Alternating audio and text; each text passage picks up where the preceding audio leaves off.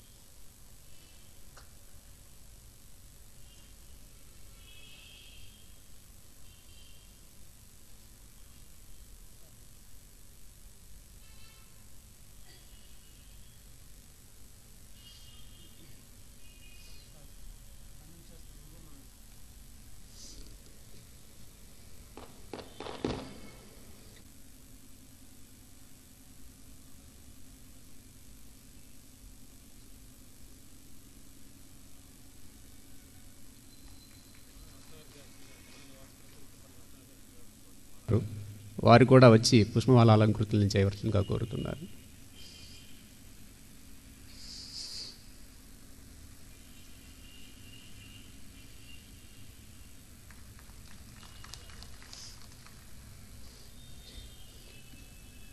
కార్యక్రమం ప్రారంభం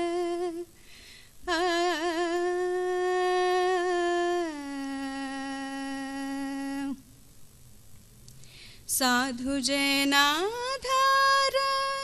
సర్వభావ సాధుజనాధార సర్వభావ మాధవ మామవదేవ మాధవ మామవదేవ కృష్ణ యాదవ కృష్ణ యదుకుల కృష్ణ మాధవ మామవ దేవ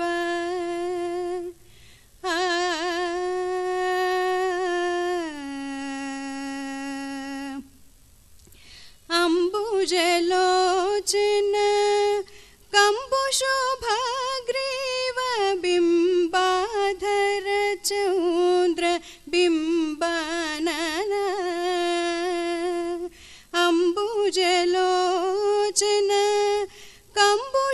शुभग्रीव बिम्बाधर चौन्द्र बिम्बनन चाम्पेय नासाग्र लग्न सुमौक्तिक शारद चन्द्र जनित मदन चाम्पेय नासाग्र लग्न सुमौक्तिक शारद चन्द्र जनित मदन माधव मामव देव कृष्ण यादव कृष्ण यदुकुल कृष्ण माधव मामव देव तपावनमचिन्त्य वैभवं तं नरं वपुषि कुञ्जरं मुखे मन्महे किमपि तुन्दिलं महः शरणं करवाणि शर्मदं ते चरणं वाणिचराचरोपजीव्यं करुणामसृणैः कटाक्षपातैः कुरु माम् अम्ब कृतार्थसार्थवाहम् शारदा शारदाम्भोजवदनावदनाम्बुजे सर्वदा सर्वदास्माकं सन्निधिः सन्निधिं क्रियात् विमलपटी कमलकुटी पुस्तकरुद्राक्ष शस्तहस्तपुटी कामाक्षि पक्ष्मलाक्षी कलितविपञ्ची विभासि वैरिञ्ची वागर्थाविव सम्पृक्तौ वागर्थप्रतिपत्तये जगतः पितरौ वन्दे पार्वती परमेश्वरौ गुरवे सर्वलोकानां भिषजे भवरोगिणां निधये सर्वविद्यानां दक्षिणामूर्तये नमः। सदाशिवसमारम्भां व्यासशङ्करमध्यमाम् अस्मदाचार्यपर्यन्तां वन्दे गुरुपरम्पराम्। हंसाय दहरनिलयाय निरीक्षकाय कृष्णाय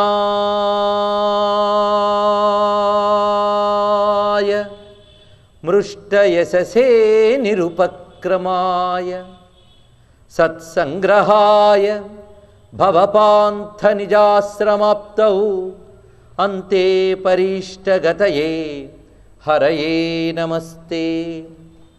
सर्वारिष्टहरं सुखैकरमणं शान्त्यास्पदं भक्तिदं स्मृत्या ब्रह्मपदप्रदं स्वरसदं प्रेमास्पदं शाश्वतं मेघश्यामशरीरमच्युतपदं पीताम्बरं सुन्दरं श्रीकृष्णं शरणं व्रजामि सततं कायेन वाचा धिया। श्रीकृष्णं शरणं व्रजामि सततं कायेन वाचा धिया। वसुदेवसुतं देवं कंसचाणूरमर्दनं देवकी परमानन्दं कृष्णं वन्दे जगद्गुरुं श्रीकृष्णं वन्दे जगद्गुरुम्। शिवाय गुरवे नमः। शिवाय गुरवे नमः। शिवाय गुरवे नमः। शिवाय गुरवे नमः। श्रीमात्रे नमः। श्रीमात्रे नमः। श्रीमात्रे नमः। श्री विष्णुरूपाय नमः शिवाय। श्री विष्णुरूपाय नमः शिवाय। శ్రీ విష్ణురూపాయ నమః శివాయ. శ్రీకృష్ణ శరణం మమ. శ్రీకృష్ణ శరణం మమ. శ్రీకృష్ణ శరణం మమ. నమో మహద్భ్యో ఋషిభ్యో గురుభ్యో నమః. శ్రీ వాసుదేవమయమైన సభా సదస్సుకి సవినయ నమస్సులు సమర్పణ చేసుకుంటూ ఈరోజు నుంచి సప్తరాత్రి యజ్ఞంగా మనం శ్రీకృష్ణ కథని స్వీకరించడం జరిగినది. ఆత్మీయులైన శ్రీ దివాకరణ వెంకటరమణారావు ఫౌండేషన్ వారు ప్రతి ఏడాది మాదిరిగానే ఈ ఏడాది కూడా నా యొక్క ప్రవచనాలను ఏర్పాటు చేశారు. మాతృమూర్తి శ్రీ కల్పకాంబ గారి యొక్క సంకల్పానుసారంగా ఆత్మీయ సోదరులు ఏర్పాటు చేసినటువంటి సభలో ఈ ఏడాది మనం కృష్ణ కథను ఎంచుకున్నాం. పైగా మాసానాం మార్గశీర్షోహం అని శ్రీకృష్ణ పరమాత్మ భగవద్గీత విభూతి యోగంలో తెలియజేశారు. మాసముల్లో మార్గశీర్షాన్ని నేను అన్నారు. అంటే కృష్ణుని యొక్క విభూతి కలిగినటువంటి మాసం ఇది. అలాంటి మార్గశీర్ష మాసంలో శ్రీకృష్ణ పరమాత్మ గీతని బోధించినటువంటి పవిత్రమైన దివసం. ఈ రోజు నుంచి మనం కృష్ణ కథని ప్రస్తావన చేసుకుంటున్నాం. శ్రీకృష్ణ కథ భాగవతంలో దశమస్కంధం నుంచి వరుసగా చెప్పబడుతున్నది. అయితే మరి మొదటి నుంచి చెప్పలేదా అంటే అసలు కృష్ణ కథయే భాగవతానికి మూలం అని వ్యాసుల వారు తెలియజేశారు, పోతన గారు చెప్పారు. అయితే కృష్ణ కథ కేవలం భాగవతంలోనే కాకుండా ఇతర గ్రంథముల్లో కూడా ఉన్నది. ముఖ్యంగా పురాణ వాంగ్మయంలో అనేక పురాణాల్లో కృష్ణ కథ చెప్పబడుతున్నది. ఇంచుమించు 18 పురాణాల్లో కూడా కృష్ణ కథ ప్రస్తావన ఉన్నది. కొన్ని పురాణములు సంపూర్ణంగా కృష్ణ కథకు ప్రాధాన్యాన్ని ఇచ్చాయి. ఈ పురాణకర్త అయిన వ్యాసదేవుడే మళ్ళీ విశేషంగా భాగవత రూపంలో కృష్ణ కథని చెప్పారు. అప్పుడు కానీ ఆయనకు తృప్తి కలగలేదు. 18 పురాణాల్లో కృష్ణ కథ చెప్పినప్పటికీ కృష్ణునికే అంకితంగా సంపూర్ణముగా కథని రచించాలి, తద్వారా ధన్యున్నవాలి అని వ్యాసదేవుడు భాగవతంతో తన యొక్క అవతార ప్రయోజనాన్ని, ఎందుకంటే వ్యాసుడు కూడా అవతారమే, నారాయణ యొక్క అంశావతారం, తన అవతార ప్రయోజనాన్ని భాగవత రచనతో పూర్తి చేసుకున్నారు. కృష్ణ కథ మనకు విష్ణు పురాణంలో లభిస్తున్నది. మహాభారతం అంతా కూడా కృష్ణుడు కనబడతాడు. మహాభారత నాయకుడే శ్రీకృష్ణుడు.